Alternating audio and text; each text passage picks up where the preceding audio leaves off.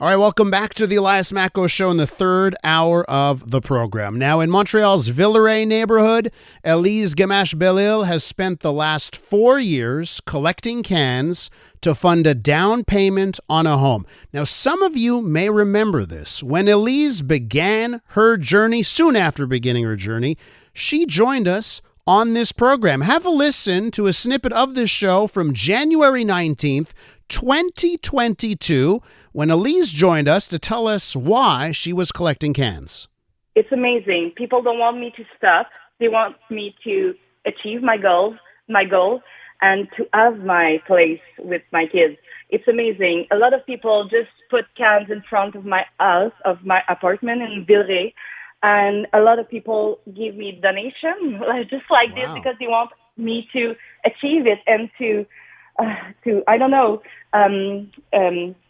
show the world that the situation is absurd. And it's not my project who is absurd. It's really the situation in Montreal. It's going to take 4 years due to my Excel sheet. I'm now at $20,000.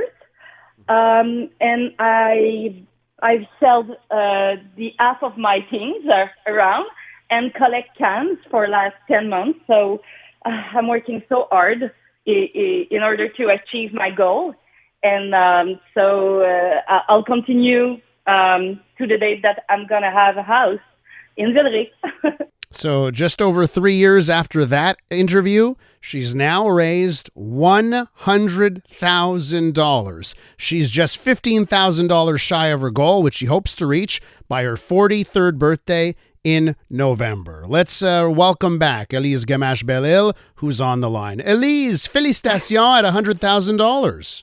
Thank you so much. It was such a great souvenir. Thank you. So did you, when you started this, right? When you started collecting cans so that you could afford a down payment on a home for your family, did you think you'd actually end up doing it?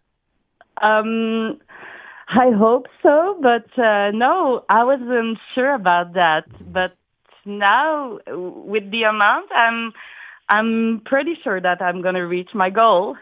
So what kept you motivated? How'd you keep it up for this long? Oh, wow. I think I cannot do anything else to stay, and the prices still continue to raise, then I have to continue my project. I have to ask, I should note this. When you came on this show, the deposit was 5 cents, right? A can would get you 5 cents. Yes. And then it was increased to 10 cents. Yes. Did that supercharge your efforts? Yes. It changed. It's double. It double my refund. Then I go more fast. And yes, it was really helping. Now, I speak to a lot of people who they look at the housing market, like you were looking at the housing market 4 years ago, and they say, oh, I'm never going to own a home. It's helpless. It's useless. What kind of message do you want to send to people with your can collecting campaign? I try to say to people that if we are putting all our not necessary goods together and a lot of this together, we could help people like me. I'm collecting cans that people let in their recycle bins, and I'm taking it, and then I could help myself to afford a place, and I also help other people with not so expensive renting. Let me ask you if your fundraising has outperformed the housing market, because a lot of people would say, oh, geez, the housing market, it keeps getting more and more expensive to find a home, to buy a home. You've got $100,000 more now, right? That's what you've saved up right now. But have you stayed ahead of the housing market? No, unfortunately, no, because it's really increasing. But a big part of my project is just telling the world, or politicians, telling people that it's too expensive, and that we have to change politics, change things, and we have to be all together in this journey of this and helping people. Then I'm going to succeed, but I don't want to be alone in this. So we have to do better and to do more as a community, as a society. How much time did you have to devote to this? Was this a part-time job for you? Just take our listeners to just how much of your life was this effort. I'm working. I have a real job, 40 hours a week, and I passing like 20 hours a week on my project. But it's really nourishing me. I really like to talk to people, to do that, to resist to the increase to the market. So it's really, it's a big project, but it's a beautiful project too, and I do like to do it. So you want to raise $15,000 more before your next birthday in November. And at that point, when you get to $115,000, the next step is putting an offer in on a place. You got a real estate agent in mind. Take me through that part of things and just how close you are. It's really the next step. I really want to find a place in Villeray that people can sell to me as a real price, not a too expensive price. And so I'm really looking for a place, for a duplex, a triplex, and I'm going to start searching for some cans. Let me ask you about the response you've had over the years. And I should point out when you came on this show in January of 2022, it was 1 or 2 days later. I took 2 bags of cans and bottles that I had in my house, and I was going to see my friend who lives in Villeray. And I came to your place and I dropped off two bags because I was so moved by your story, right? So I'm sure I wasn't the only one. Tell me about what the community response has been over these years.